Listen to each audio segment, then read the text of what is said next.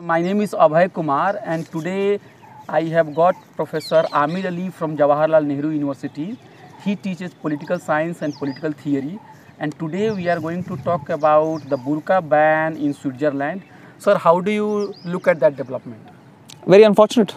I think this is a very regressive move in the guise of an apparently progressive move. It's a law which will be counterproductive. It's a law that will further increase instances of what it is seeking to ban. So it will be pretty counterproductive as far as I can understand it.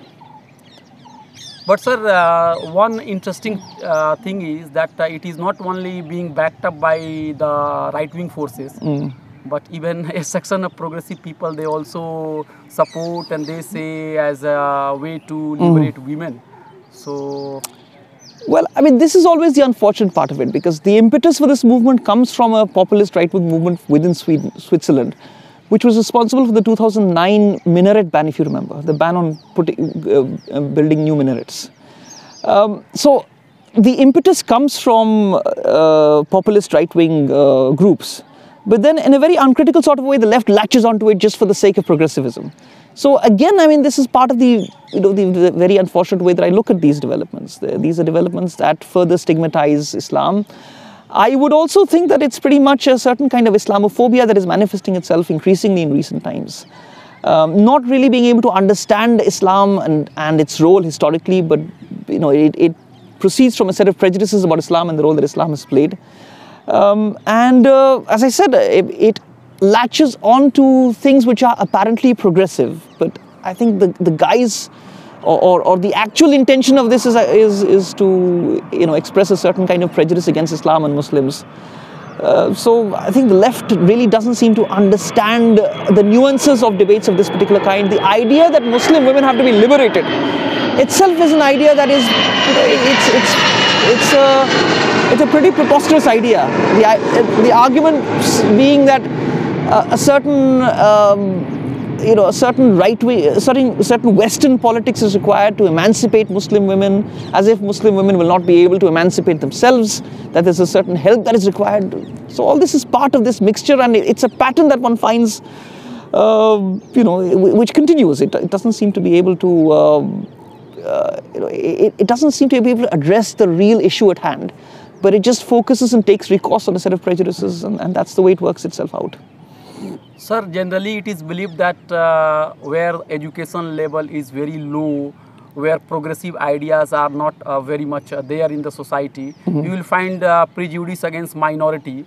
And this is often said that in India, when more and more people will be educated, this is the claim of the left, then secular ideas will prevail over. But look at West, I think we have high level of development, education is very high, but why there is so much prejudice deep rooted in the minds and hearts of the people against Muslims community, given the fact that Islam and Christianity has a long traditions of mutual cooperations and brotherhood?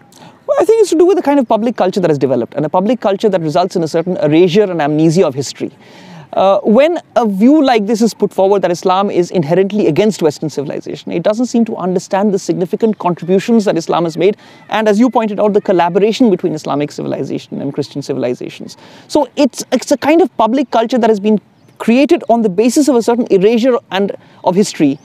And I think it's important to look at episodes in history where there hasn't been that clash. Of course, this is a kind of public culture which does well electorally. I mean, if across the world you look at it, you will find right-wing authoritarian populists being very successful in electoral terms, that is.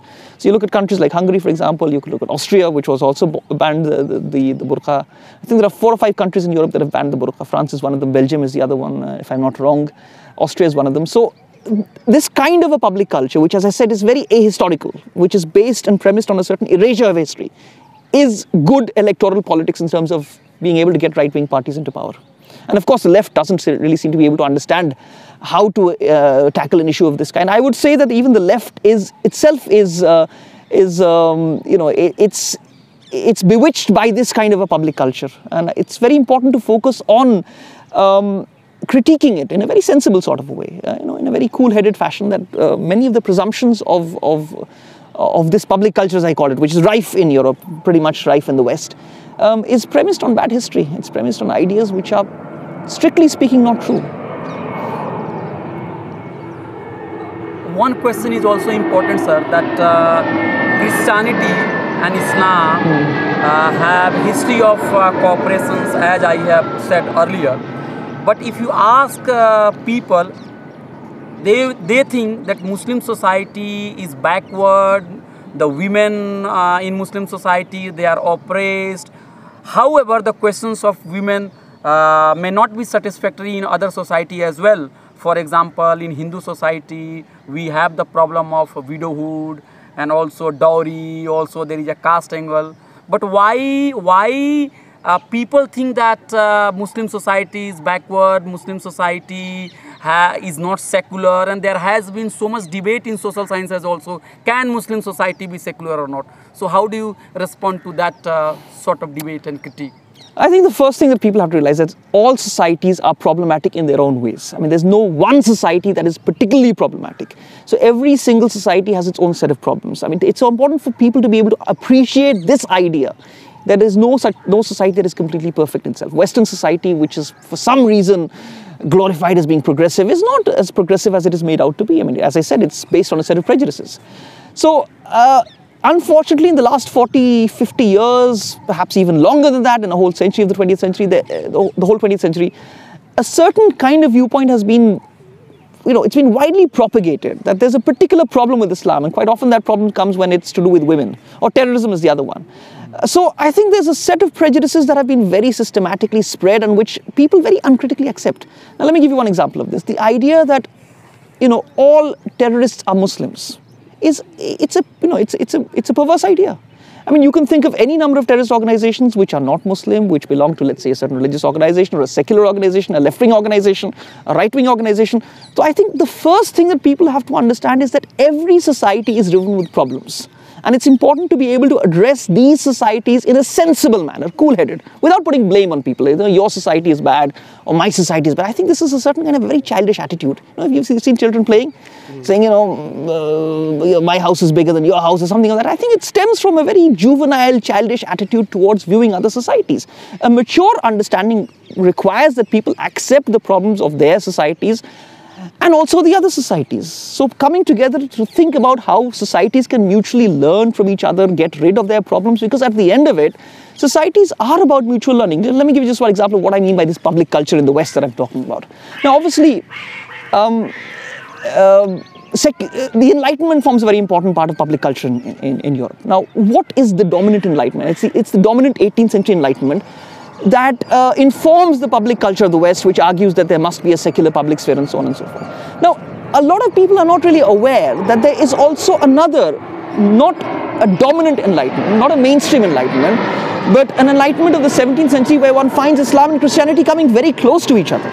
So it's important for people to understand these strands of history, which are not very popularly known, which are perhaps deliberately concealed, which the popular press doesn't talk about, which perhaps some people in universities talk about. I think that is really very important. What is really required is a certain kind of maturity, a certain cool-headedness, a certain willingness not just to put the blame on someone else, but to understand that every single one of us, if we all look inside ourselves, we are all products of a history that is deeply flawed. We're all products of, I think it was Antonio Gramsci who made this point, that if we look at ourselves, we are products of the historical process to date. That all of us carry within us certain traces of history. And that if we really examine those traces of history within us, there are some good things, there are some bad things, there are some really nasty things. And that every single one of us is a strange kind of a mixture in which nothing can be perfect at all. Now, to suggest that it's only Islam is the problem, or only Christianity is the problem, or Judaism is the problem, or whatever is being looked at, this is really the problem. This is actually also being furthered by the kind of media culture that we have. This very aggressive media culture, where you have these non-debates, they're not debates that happen, where you have people yelling and shouting at each other, raving and ranting and going on and talking utter nonsense. Arguments which are not based on sound historical facts, which are not based on any kind of capacious viewpoints, but which are just meant to undermine the other person's point of view. This really is where the problem lies. If we continue like this, we already are in a bad situation. We will be in a much worse situation very soon. Dear friends, I want to just give you this information that Bernard Cohen and the Clash of Civilizations thesis Huntington, they generally talk about the history of crusade and how Muslims and Christians are fighting. Against this paradigm, Professor Amir Ali has also done very important work recently, and he has shown that that kind of very selective history where Islam is pitted against Christianity, that is not true. And during Enlightenment time, there was another strand, there was another stream which talked about cooperations and mutual understanding between Islamic learning and Islamic history, and Islamic history was not seen negatively. So that work is very important. Sir, I want to ask you another question. That some people say that Islamophobia is a big problem. Yeah. And you know that a lot of economic problem is also being wiped out in the name of creating Muslim as bad citizen and Muslims as a threat. So that is one argument, that Islamophobia is real. It is not a fiction. But another point of view is that they say that Islamophobia is nothing but it has become a pretext of not criticizing Muslim society, which is unequal. Muslim society is divided on this basis of, let's say, caste, class and gender, and the moment you criticize Muslims or Muslim society, the elite among the Muslim society, they will just keep you up by saying, oh, you are Islamic phobic. Yeah. So how serious is Islamophobia? Is it real or it is not? Or and if it is real, then when Islamic society is critiqued within, is it justified? It is justified that Muslims should accuse other of being Islamic phobic? Well, I mean, that's a good point. Firstly, I would say that Islamophobia is a real problem. There's also an Islamophobia denial. Yes. So much in the same way that Islamophobia may be, and it is used as a pretext to stop critique, to any form of criticism, there's also a form of Islamophobia denial, especially in the West. I mean, some people would argue that there's no such thing as Islamophobia. Yes. I wouldn't accept that argument. I think Islamophobia is pretty much around. Yes. Now, let's come to the point about criticism and critique. Now, it always has to be done with a certain academic, political, cultural maturity. When critique is all about naming people, being nasty to people, that's not critique. That is actually putting people down. That's, kind of undermining people, demeaning them, denigrating them, undermining their self-respect. Whenever, of course, there are problems within Islamic societies. There is no doubt about that. I mean, you look at vast swathes of the Islamic world, there are problems. Who's denying those problems? And I accept and concede the point that Islamophobia should not be used as a pretext to shut off any kind of meaningful debate or any criticism. At the same time, one cannot deny that there is Islamophobia. Sometimes when I look at the whole question of free speech, for example, I mean, when I talk to my students, I sometimes use a rule of thumb, and I tell them that if you really want to understand the genuineness of free speech, look at the direction of the flow of free speech. Is it moving from the powerful to the weak, or is it going from the weak to the powerful? If it is moving from the weak to the powerful, that means that there is a certain genuine element there. However, if it is moving from a powerful political establishment to the weak, that means it is just hate speech masquerading as free speech. And I think it's very important to make these distinctions. They're not very difficult to make, actually. Okay, I mean, when France, for example, I've talked to you about this, in the cartoon controversy, Charlie Hebdo cartoon controversy. I mean, the pretext or the principle that was used by Charlie Hebdo was free speech, which is fine. I think free speech is very, very important in the world that we live in. Free speech is definitely under threat. But I think the point of free speech is that one should be able to arrive at the truth. And that's why free speech exists. Free speech is not meant to demean, undermine, hurt, be nasty to people. So when we are talking about principles, let us talk about principles in a principled manner, not in terms of being hurtful and nasty and so on and so forth. So to come back to the point about Islamophobia, I am one of those people who believes that Islamophobia genuinely exists, that levels of Islamophobia have been going up. And that one manifestation of the very existence of this of Islamophobia is the fact that it is denied. You go to any of the countries, I mean, the one or two countries that I look at very closely, the UK, for example, there's a whole, how would one put it? I mean, the whole system of denying that there is Islamophobia. And look at the Conservative Party in the UK. It is rife with Islamophobia. The Prime Minister Boris Johnson has himself made many Islamophobic comments, but the Conservative Party has never really addressed the question of Islamophobia in its ranks. So there you have the problem. So the point that I'm making is, if you really want to see whether Islamophobia exists, look at the people who are denying it. The more the denial is there, the more you'll be able to make out that, of course, the phenomenon exists. Having said that, I've also made this other point that I, especially as a Muslim, and I would tell this to my co-religionists, that one cannot use the pretext of Islamophobia to shut down genuine debate. It's very, very important for Muslim societies to open themselves up to the principle of free speech itself, gender equality. The problems, the genuine problems as far as the questions of women's issues are concerned, they are there. But the way that, for example, right-wing political movements address these issues doesn't solve the problem. In fact, I don't think it really intends to solve the problem. It only wants to make those problems, play them up, aggravate them, and draw certain political mileage from them. So, to go back to the point, it's very, very important to kind of address these questions, but it's the question of the spirit. In what spirit do you address the question of, let's say, women's inequality or gender inequality, or the problem of lack of awareness, or in not just Islamic societies, but any society in the world? The spirit has to be a spirit of eliminating the problem, not a spirit of wanting the problem to fester so that political mileage can be drawn from it. That really is the problem as far as I understand it. Sir, if you take the example of Ambedkar, he also critiqued a scripture. And his idea was bringing about equality, reforming the society.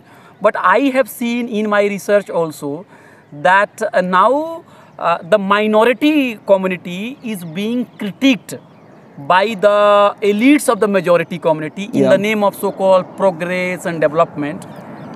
And then it is being sold as a very revolutionary act. So in that situation, when if I am a minority and I will accept it that in my society there is a problem, and if that problem is taken up by the majority, by the leaders of the majority community, by the communalists, and if they try to attack it, then how should I operate in that situation? It's difficult, actually. I mean, in my own work, a lot of my own research has stemmed from the Salman Rushdie controversy, the satanic verses. Now, I think it's very easy to put the blame on a vulnerable community. So, in the Salman Rushdie controversy back in the 80s, long time ago now, it was very easy to kind of talk down to the Muslim community, tell them that they needed free speech, they needed to imbibe this, which is, I mean, that's not the right spirit to do it. In order to kind of bring in the genuine spirit of free speech, you've got to prepare the ground first. You can't talk down to people and tell them you need a dose of free speech, you need a dose of gender of equality. It doesn't work like that. If people are genuinely interested in bringing these principles, and it is required, you need a certain kind of groundwork. Now, this is where the question of elites comes in. Generally, elites have been unscrupulous, elites have been opportunistic. They do not want to engage in the spade work that is required for any major historical transformation. So it's very easy to talk down to people and tell them that, okay, you need a bit of free speech, you need a bit of gender equality. Ye bolna bahut aasan hota hai. But it's much, much more difficult to actually try to actualize these principles in societies.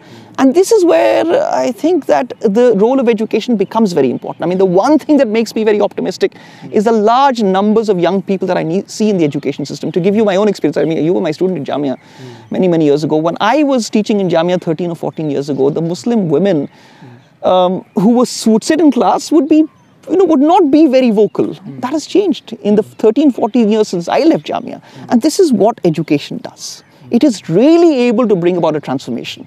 But the transformation takes a bit of time to work itself out, and I would only counsel a certain amount of patience on the part of people who are a little impatient to bring about transformation. It cannot happen, it's not a magic wand, it doesn't happen in one go. Allow these processes to work themselves out. Allow the transformative element of education to work itself out. It'll take a few generations, but it's happening. I can see it in front of my own eyes. And to go back to the point about authoritarians, right-wing authoritarians talking about free speech and talking about gender equality, I think political interventions of this kind are stymieing precisely that progressive movement. Why? Because it does not benefit from this kind of a progressive movement within minorities, within Muslims, within Dalits, or within many of the other vulnerable communities. So, again, the question becomes, are you furthering a process that has already been set in motion, or are you stymieing it? My response to the developments in Switzerland is that it is actually stymieing those progressive elements. It's not helping it, it's not aiding it, but it may actually be blocking it. And this is really where I become very concerned, and where I become concerned at the workings of right-wing authoritarian populism across the world. I have noticed right-wing political parties across the world behaving in extremely irresponsible ways, engaging in hate speech, and all the while putting the blame on the most vulnerable. I mean, it's very easy to put the blame on the vulnerable, and I don't think that should ever be done. Yes, bad things may be done by vulnerable people, but you have to understand that there are always circumstances in which people do certain things. So my problem really is the way that it's so easy to kind of put the blame on the people who are the most vulnerable. You know, people who are not able to express themselves freely, जो जिसको बेज़बान अक्सर हम लोग कहते हैं, आप जो चाहे कहते हैं उन लोगों को. It's so easy to do that. But the whole point about empowerment is to actually be able to raise people who are not able to put forward a point of view, and then and to see them to be being articulate.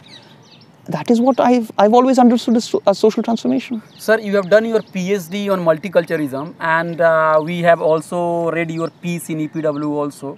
And the CPS Center for Political Studies in JNU has a special paper on multiculturalism, which we have also credited. So we thought that the rise of, let's say, religious fundamentalism will be checked by incorporation of multicultural values. So how far the project of multiculturalism succeeded in stopping it, or has it failed? I would think that it's largely failed. I think there's a need to go back to the drawing board, as we often say, and to understand where multiculturalism went wrong. I think that it was too superficial a political response. It was a kind of a superficial showcasing of different cultures. And quite often what that superficial showcasing did was, or wasn't able to do, was to kind of talk about, bring about the kind of genuine transformation that I'm talking about. So my own understanding would be that multiculturalism has been too superficial. It has been too much of a surface level phenomenon. The problem was that it just tried to bring about a certain kind of cultural heterogeneity in this larger sea of homogeneity, and it stands no chance in front of these larger homogenizing processes. The thing about difference that multiculturalism talked about is that, of course, difference is something to be genuinely treasured. Why? Because difference brings up an alternative perspective, and sometimes it is the most overseen alternative that provides the most interesting insight into the way out of a particular political problem. I think that multiculturalism was too much trying to kind of represent, or was too intent on showcasing, as I keep calling it.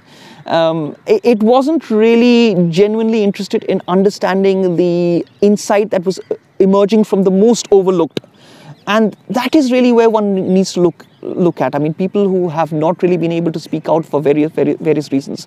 I would perhaps go to the extent of suggesting that multiculturalism was a picking out of elites within minorities and giving them certain positions of power, so that certain elite positions of power were reinforced, and neglecting the more vulnerable social positions within minority communities. So you mean to say that the social and economic issues were not taken up, and it was taken up by the elites? For example, Bhikhu Parekh wrote a book, Multiculturalism, and now he's celebrated among religious minority groups. But he is also opposing rights for the lower caste people in Europe and in America, in Britain also.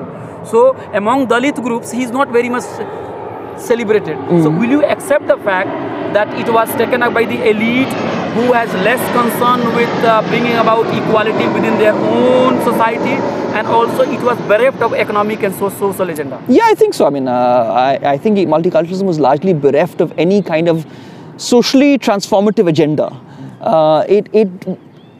Remember one thing about multiculturalism, that it arose precisely at the time that levels of socio-economic inequality were going up, not just in the West but across the world. And multiculturalism was never able to address this problem.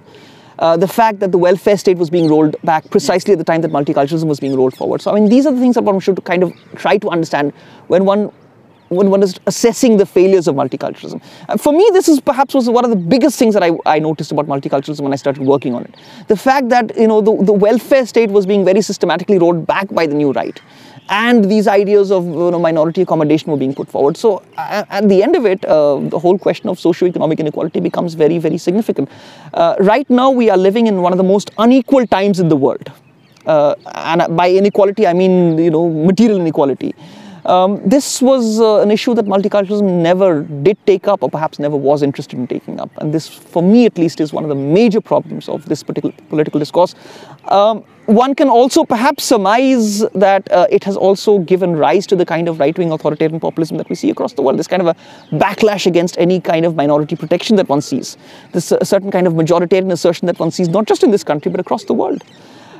So multiculturalism was a set of niceties. It was being nice. So you mean to say that it has failed, and political theory should think about some other category? Or I think so. I mean, I think political theory should really think about categories. I mean, for example, when political theory talks about justice, for example, which is one of the major preoccupations of political theory, it's very important to very radically rethink what justice means.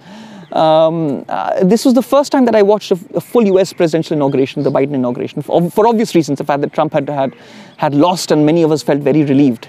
But I was very struck by this young American poet, the 22-year-old Amanda Gorman, and the poem that she recited at the inauguration. It's called The Hill We Climb. And one line which really kind of struck me was the line about the norms and notions of just what is not justice. So I think political theory needs a certain kind of capacious imagination. I think it's been just too inhibited. It's been too timid.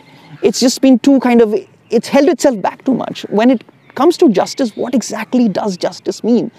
So Rawls may have written Theory of Justice, and I'm a great admirer of Rawls. I teach him very enthusiastically. But I think that there was a certain kind of inhibition in a theory of justice like Rawls. It really didn't seem to understand what the requirements of justice are for the people who most need it. Of course, Rawls talks about the least advantaged in his famous theory. A lot of people have tried to apply Rawls in India, not very successfully. But my only point is that when it comes to justice, perhaps justice may need a much more wider imagination. Rather than these very stuffy academic discussions that we have about what reason is and how reason is able to choose certain principles of justice. This is really the time to rethink, and one doesn't have the luxury of not rethinking this time, because we have seen how bad the last decade has been. And